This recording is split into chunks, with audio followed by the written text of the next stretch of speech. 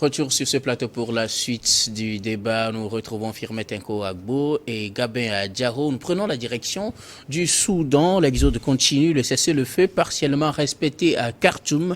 Au Soudan, le cessez-le-feu de 112 heures entre les deux camps a été partiellement, globalement ou encore pas totalement, ça dépend, n'a pas été totalement respecté ce mardi après 10 jours de combat qui ont fait plus de 459 morts et plus de 4000 blessés selon l'Organisation des Nations Unies.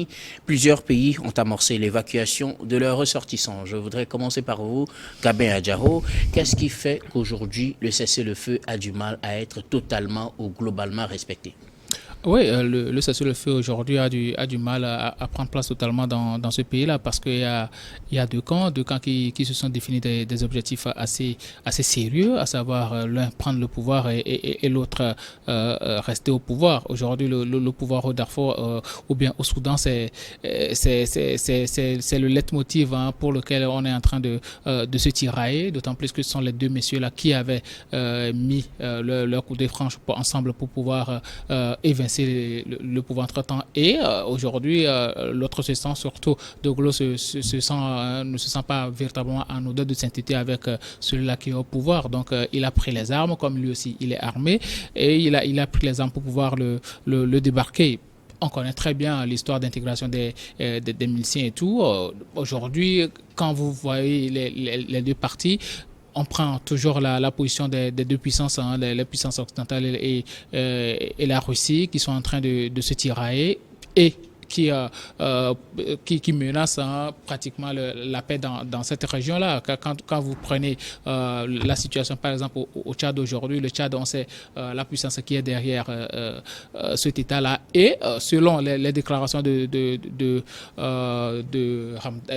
Bourhan, et il dit que bon, ils ont des informations comme quoi il y a des puissances qui se sont installées dans les pays voisins pour pouvoir financer et donner des armes à De Gaulle et à ses hommes. Donc aujourd'hui, la situation est assez compliquée. Ça veut dire que cela ne dépend pas que des Soudanais, mais aussi des puissances occidentales. Et si l'ONU aujourd'hui intervient en parlant de cesser le feu, ils savent très bien, parce que ce sont des gens qui ont assez d'informations, ils savent très bien à qui s'adresser directement pour pouvoir avoir cette paix-là de manière durable. Et moi, ce qui m'interpelle un peu dans cette histoire, c'est que quand vous faites vos conflits et puis ce sont les populations civiles qui sont prises en partie, ça veut dire que la situation dépasse l'humanisme. Le degré d'inhumanisme est atteint aujourd'hui quand au bout de 10 jours de combat, on nous parle de près de 495 morts et 4000 déplacés déjà. C'est ce qui est compté officiellement.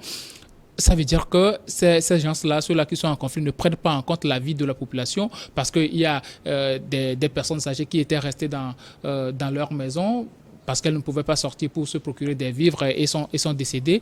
Certains ne pouvaient pas sortir pour acheter des médicaments et sont décédés. Donc tout ça, ça met la vie de la population en péril. Et aujourd'hui, moi je pense que tant que De Gaulle et ses hommes ne retrouveront pas le pouvoir ou bien n'auront pas accès à toutes leurs revendications, je pense que la guerre va continuer. Certes, il peut y avoir une paix, une certaine accalmie pour pouvoir avoir des passerelles de discussion, mais tant que ces discussions ne vont pas porter des fruits ou bien ne vont pas répondre à ce qu'attendent réellement les protagonistes de cette crise-là, je suis sûr que chacun va reprendre les armes puisque les armes sont apportées et ces partis-là sont soutenus chacun d'une part quand tu prends le pouvoir aujourd'hui qui est soutenu par la Russie et d'autre part la puissance occidentale, je ne vais pas citer de nom.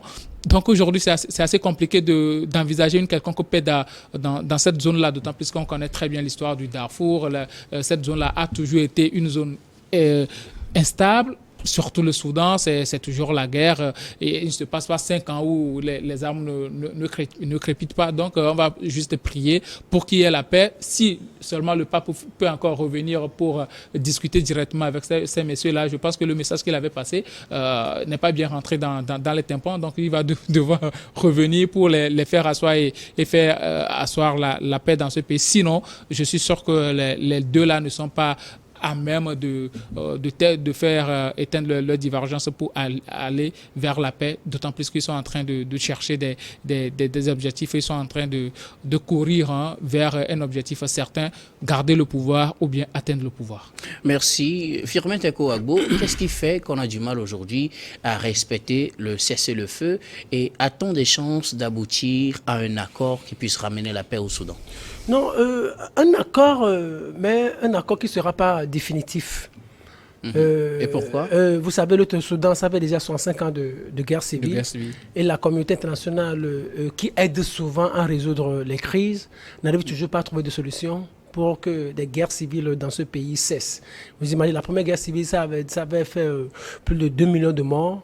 Celle de Darfour en 2003 avait fait plus de 300 000 morts. Et celle que nous sommes en train de connaître aujourd'hui fait déjà près de 500 morts. C'est grave. Et je me demande où se positionne la communauté internationale. Elle appelle au calme et négocie des trêves. Oui, elle appelle au calme, elle négocie des trêves. Oui, c'est ce qu'elle fait. Et je me demande, avec toute sa puissance, avec toute l'aide qu'on est en train d'apporter à l'Ukraine aujourd'hui, avec toute l'expertise nécessaire dont disposent les Américains et les Nations Unies, qu'on amène encore les armes au Soudan? Non, je dis, avec toute l'intelligence, avec tous les laboratoires, moi je dis, si on a une certaine volonté, on pouvait aider les Soudanais à résoudre toutes ces crises-là et à éviter des guerres civiles. On ne serait pas arrivé à ce niveau ou à ces guerres civiles, à ces 65 ans de guerre civile, si c'était les Soudanais eux-mêmes qui s'entretuaient. Parce qu'arrivé à un moment donné, ils vont se dire, frère, entre nous, on s'entretue. Mais il y a des gens derrière. Ce qu'on a toujours vu, c'est des Soudanais qui prennent des armes. C'est les Soudanais qui prennent les armes contre des Soudanais. Écoutez, vous connaissez très bien le Burkina Faso. On a dit Thomas Sankara a été tué. Mais on sait qu'en réalité, ce sont les Africains qui l'ont tué. Mais on sait qu'il y avait une puissance derrière cet assassinat. Je reviens au Soudan. Pour dire, en réalité qu'il y a des gens qui sont derrière qui ne voudraient pas qu'il y ait la paix dans ce pays. Parce que autant la zone s'agite, autant la zone est instable, autant on profite en toute aisance de ces richesses-là. La première chose que vous connaissez très bien, c'est qu'on a réussi à diviser le Soudan parce que c'était trop grand, on n'arrivait pas à gérer. Donc on a divisé le Soudan du Sud et le Soudan. Les Africains, ils n'ont pas compris la stratégie occidentale. Ils sont tombés dans le jeu, ils en sont contents et ils en font régulièrement les frais. Regardez, la situation devrait être simple aujourd'hui. Si c'était simplement les Soudanais, la situation devrait être simple. Il y a d'un côté l'armée régulière dirigée par un général et il y a une milice dirigée par celui-là même qui n'est pas un bon militaire bien formé. Mais les Occidentaux... Il n'est pas un militaire de formation, mais on ne pourra pas dire qu'il n'est pas un bon militaire. Écoutez, et les Occidentaux manipulent toujours le plus faible. On veut juste le manipuler jusqu'à la mener à la tête du pays. Et là, si on arrive à la mener à la tête du pays, on pourrait encore facilement mettre main basse sur les ressources de ce pays. Et le général qui est bien formé nous dit non, venez intégrer l'armée. Qu'est-ce que ça le coûte? Qu'est-ce qu'il gagne dedans? S'il tient tellement à au patriotisme, s'il tient tellement à ce pays, à l'amour pour sa patrie, c'est parce qu'il y a des gens qui sont derrière. Et aujourd'hui, comme les Russes, les Poutine et ses amis sont en train de conquérir une partie de l'Afrique. Mais on se dit, mais il faut tout faire pour dégommer ce général Bourhan et placer l'autre Emeti. Mais c'est grave.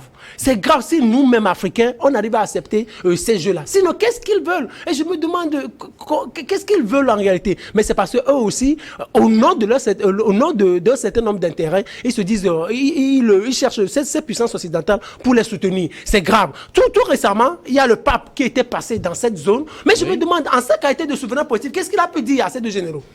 Parce qu'il est parti, il y a guerre. Qu'est-ce qu'il a pu dire, homme de paix? La situation était déjà... Mais peu importe ce qu'il a dit, est-ce que les gens l'ont mis en pratique? C'est aussi aussi une autre intégration. C'est ça le problème de Garçon. Et aussi, le problème du Soudan, c'est son pétrole. C'est son pétrole. C'est toutes ses richesses. Et on ne cherchera jamais à ce que cette zone-là soit stable. Aujourd'hui, ce qu'on veut, c'est quoi? C'est qu'on veut un pays bien calme, mais les Nations Unies, l'ONU qui est là, qui appelle à cesser le feu, joue un jeu d'hypocrisie, de duplicité. Toute la communauté internationale, les États-Unis, ils font tout pour que cette zone ne soit pas stable. Regardez, je rappelle que c'est le secrétaire d'État américain qui a négocié cette trêve, hein, même si elle n'est pas totalement respectée. C'est lui quand même qui a réussi à négocier ça. Oui, il a réussi, bravo.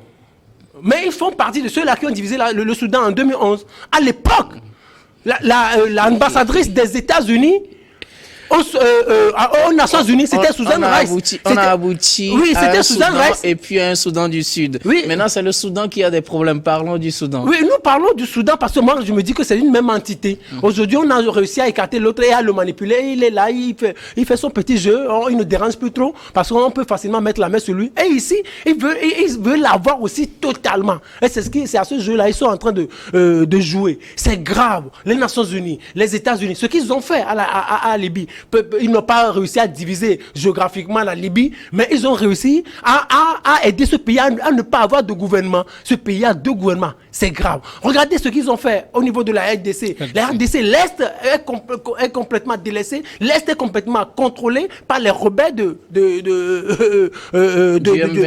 du cher ami de Tshisekedi, Paul Kagame. Paul Kagame qui est soutenu par la puissance occidentale aussi. Mais où est-ce que nous sommes en train d'aller exactement? Mais c'est parce qu'aujourd'hui, nous-mêmes Africains, nous nous laissons tellement manipuler au nom d'un certain nombre d'intérêts. Et jusqu'à quand? Cette paix-là, moi je dis peut-être dans les 2 prochains mois, on aura une certaine paix. Mais attendez encore, dans 2 ans, dans 3 ans, on va retourner à une situation de guerre civile et ce sera toujours ainsi. Ainsi, autant la zone sera instable, autant les Occidentaux profiteront massivement en toute aisance des richesses de ce pays.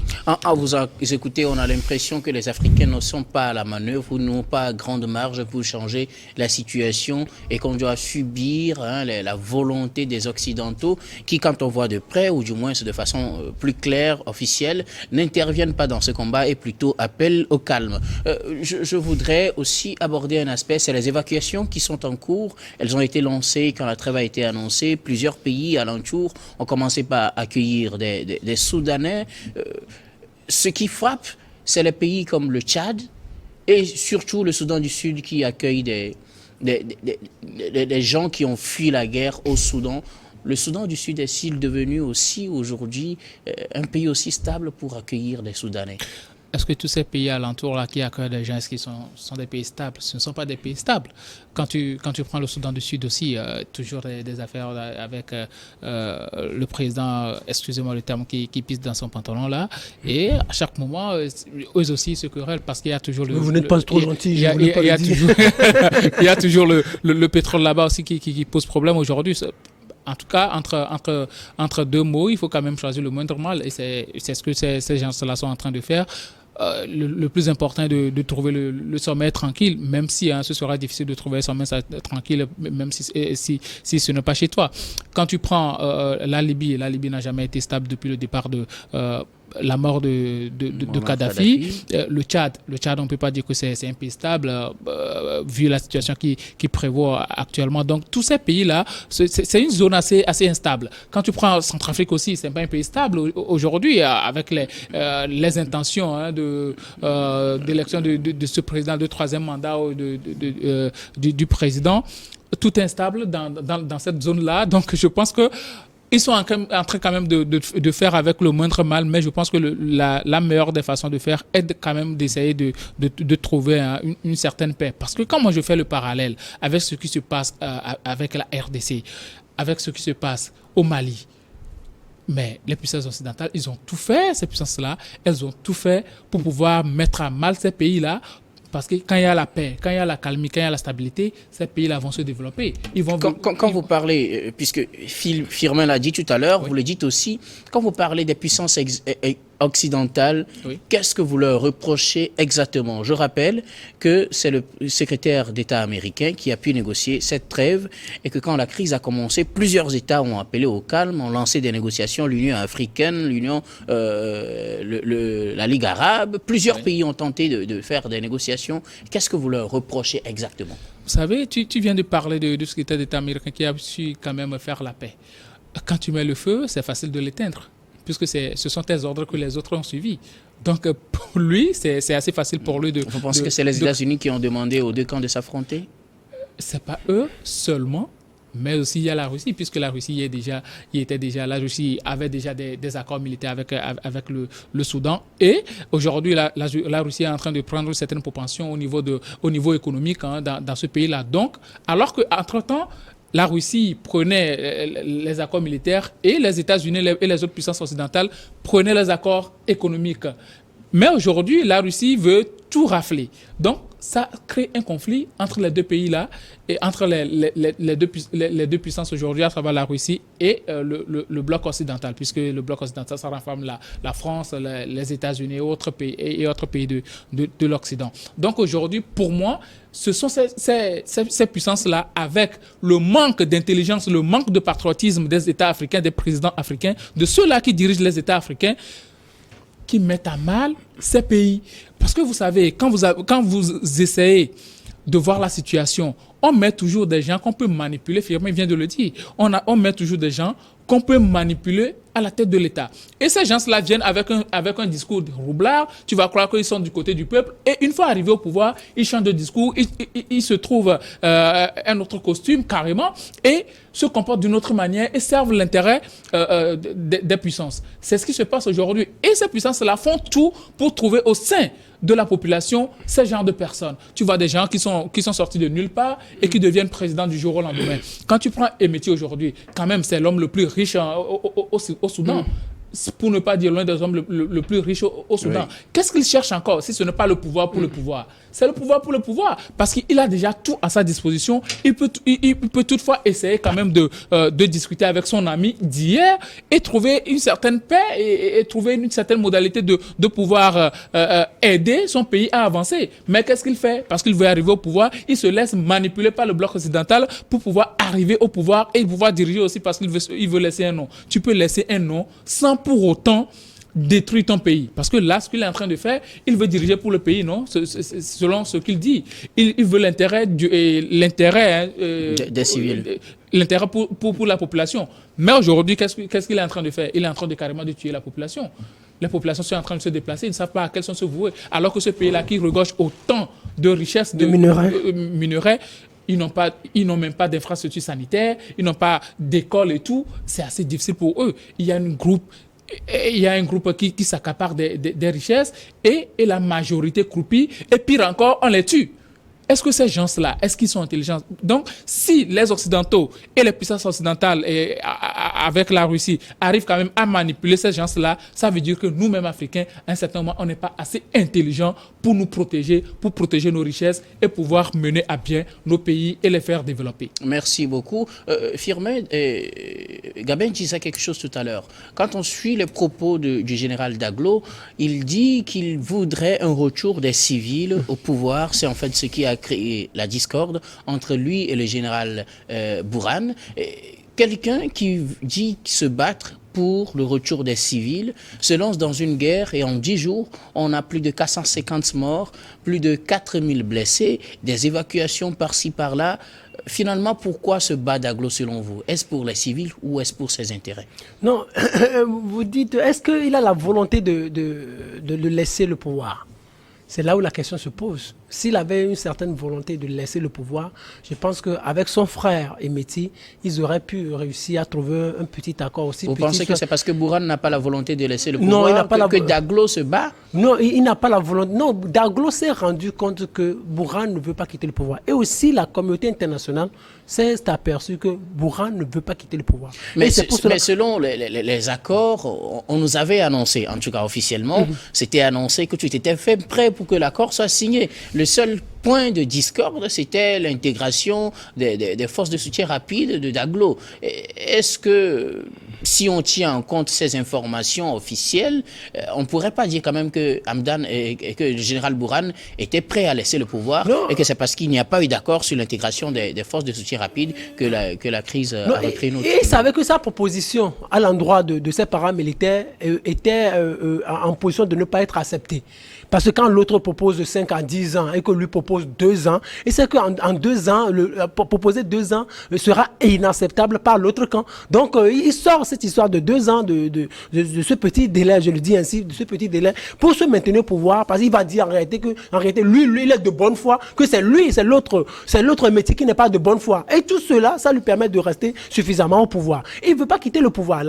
Il a une certaine volonté de ne pas quitter le pouvoir. Et aussi, du moment où il se sent aujourd'hui protégé et soutenu par les Russes. Il se dit, mais les Russes, ils sont en train de réussir quelque part sur le continent. Pourquoi ne pas tenter avec eux et rester là? Donc, avec eux, avec le concours, on peut rester suffisamment facilement au pouvoir. Et aussi, il sait que mais lui, il a l'armée régulière. Et ayant l'armée régulière, il peut s'en sortir avec que l'autre, il est, entre guillemets, dans une certaine illégitimité ou dans une certaine illégalité, parce qu'on ne peut pas diriger avec les paramilitaires, avec les paramilitaires, avec les miliciens. Ce n'est pas possible. Oui, donc, il n'a aucune mais volonté. son groupe, les paramilitaires qu'on appelle les FSR, ont été officialisés sous Béchir, je pense en 2013, avant que la situation ne dégénère en 2019. Ouais. Donc ils ont été officialisés, c'est un groupe reconnu officiellement. C'est un groupe reconnu officiellement. Et vous voyez aujourd'hui la situation dans laquelle ce groupe-là nous plonge. C'est ce groupe-là qui dit aujourd'hui avoir contrôlé ou être en train de contrôler le palais présidentiel, l'aéroport, est en train de contrôler une grande partie du pays. Regardez ce que Béchir a pu faire. C'est une situation absurde aussi, parce que tu ne peux pas accepter que, bon, je reconnais qu'il y a des voleurs chez moi, donc ils sont légitimes. Ils sont légitimes, c'est de la... Non, en fait, Béchir, il avait besoin d'assez d'hommes pour se protéger. Parce qu'à l'époque, il y avait déjà un mandat d'arrêt international lancé contre lui. Donc, il voulait foutre du bordel juste pour se protéger. Et aujourd'hui, il est en train, et c'est toute la cacophonie qu'il nous a laissé, on voit cela. Mais le problème, c'est que c'est ça, quand l'Occident se rend compte que vous êtes tellement assoiffé du pouvoir, il fait tout pour vous manipuler. Aujourd'hui, l'Occident ne veut pas de Bourhan au pouvoir. L'Occident ne veut pas de Bourhan. En fait, c'est ça le problème. L'Occident ne veut pas de Bourhan au pouvoir. On veut Imeti au pouvoir. C'est ça le problème. Et je ne sais pas si pourquoi vous doutez de cette situation. Je ne sais pas pourquoi vous doutez quand Gabin, moi, on dit que les Occidentaux, ils placent qui ils veulent. Il y a des exemples sont légion. Vous connaissez même l'exemple de Brazzaville, de celui-là qui est au pouvoir actuellement. Comment il s'appelle? Sassou Nguesso. Sassou Nguesso en 92, il avait perdu le pouvoir, mais la France et on travaillait pendant 5 ans pour le ramener en 97. Et aussi, c'était la France elle qui avait financé ces élections, lui avait donné de l'argent pour payer les fonctionnaires à l'époque. Vous imaginez ça? On l'a placé là. Dans les années 80, dans les années 60, les Américains ont tout fait pour placer Mobutu. Vous vous rappelez tous ces détails-là. Donc, les Occidentaux sont derrière. Ils sont derrière l'Afrique. Ils veulent la déstabiliser comme ils veulent. Et les Africains aussi, excusez-moi l'expression, les Africains en toute ignorance absolue se laissent faire. C'est pas possible. Et c'est ça qui nous mène dans cette situation-là. Sinon, la situation soudanaise ne devrait pas être si compliquée. Ne devrait pas être si compliquée. Si c'est deux frères, vous êtes deux frères, pourquoi ne pas vous entendre? Pourquoi vous n'arrivez pas à vous entendre? Et aussi, toutes ces armes, où est-ce qu'ils les trouvent? C'est la question, là où il faut se poser la question. Où est-ce qu'ils les trouvent? C'est des groupes armés, donc ils ont forcément des armes. Ils ont forcément, alors qu'ils fabriquent les armes. L'armée régulière a forcément des armes. Les forces de soutien rapide ont des armes parce qu'ils sont reconnus comme tels, donc ils doivent avoir des armes. Pour qu'ils leur fournissent ces armes-là. L'État peut mettre à leur disposition des armes. Oui, et cet État-là trouve ça où? C'est au niveau de ceux-là qui fabriquent les armes. Sûrement, ce n'est pas l'État soudanais. C'est pas l'État soudanais. L'État soudanais, c'est l'État soudanais qui arme l'armée. Oui, c'est l'État soudanais qui équipe également les FSR. Les FSR, sont devenus un groupe reconnu comme tel. Mais vous ne voyez pas que c'est dangereux pour un État? C'est dangereux pour l'État. Vous savez, ailleurs, on peut comprendre qu'ailleurs, il y avait eu le régiment de sécurité présidentielle, parce que c'est comme la garde républicaine qui existe en France. C'est comme le Secret Service qui existe en France, où ces groupes-là sont bien armés, sont bien équipés pour défendre la République. Mais ici, excusez-moi, c'est un groupe de voyous. C'est paramilitaire, c'est milicier, mais c'est grave. On ne peut pas accepter dans un pays. Regardez ce que Béchir a foutu pour ce pays-là. Et regardez ce que les Soudanais sont en train de vivre aujourd'hui. Bientôt, il y aura des millions de déplacés. Bientôt, il y aura plus de 1000 morts. Regardez, parce qu'on on ne le souhaite pas en tout cas. On ne le souhaite pas. Mais en tout cas, si la communauté internationale veut, les Africains le voudront. Merci, vous me surprenez toujours avec certaines de vos analyses, mais merci en tout cas.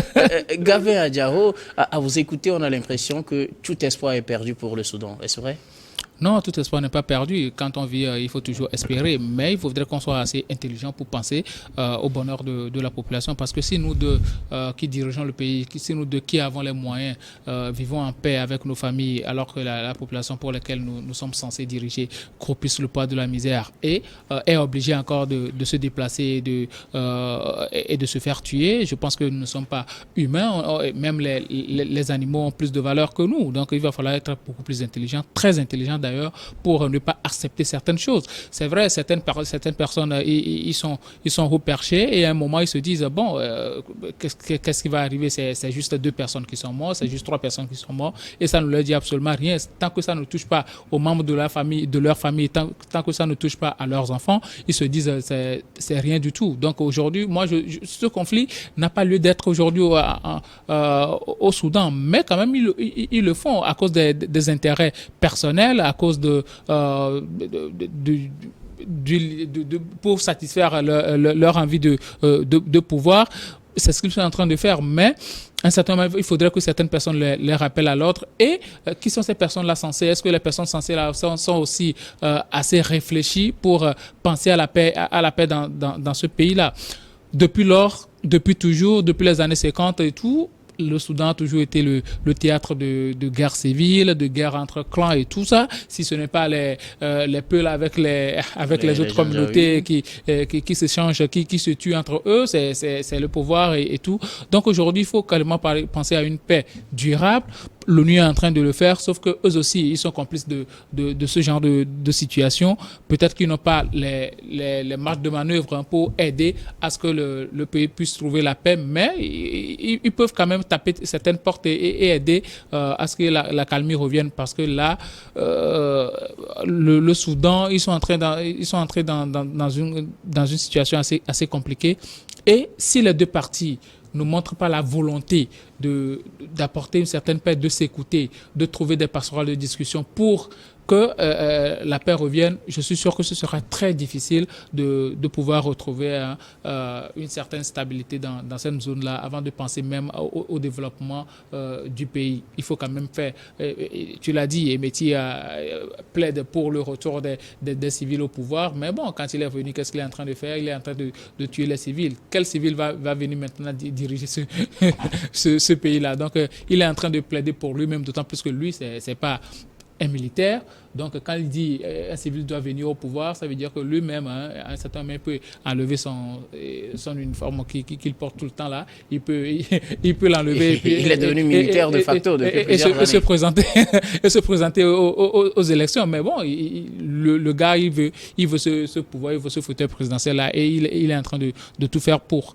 La paix au Soudan aujourd'hui dépend de Bourhan et de Daglo. Donc, c'est très important de pouvoir faire asseoir ces messieurs-là pour pouvoir discuter avec. Parce que ce sont eux qui sont pistonnés, qui sont pistonnés par les autres puissances. Donc, si ces messieurs-là se ressaisissent et utilisent un peu leur intelligence et pensent aux intérêts de la population, je suis sûr que la paix va revenir. Sans quoi, la population doit penser à sa survie. Firmin, en quelques secondes, il y a encore de l'espoir. Si oui, comment? Pour le Soudan. Non, mais je ne sais pas pourquoi vous parlez de l'espoir. Il y a des choses qui sont dictées ailleurs. Donc il n'y a pas d'espoir. Non, il n'y a pas d'espoir sincère, en fait. Il y a pas de... Moi, je dis, il n'y a même pas d'espoir pour les Soudanais. Parce qu'il y a des gens qui voudraient que cette zone-là demeure instable à vie. Vous imaginez, vous voyez par exemple ce qu'est la Côte d'Ivoire. Oui, c'est comme ça, les Français ont voulu que... Les autorités françaises ont voulu que aujourd'hui, la Côte d'Ivoire a changé son histoire. Oui, la Côte d'Ivoire a changé son histoire parce que les Français... peut-il faire autant? Voilà. Les Français l'ont voulu. Les Français ont voulu. Ils ont placé Ouattara. Moi, je me rappelle très bien que Ouattara avait dit, a dit à Sarkozy à l'époque, Monsieur le Président, s'il vous plaît, faites quelque chose.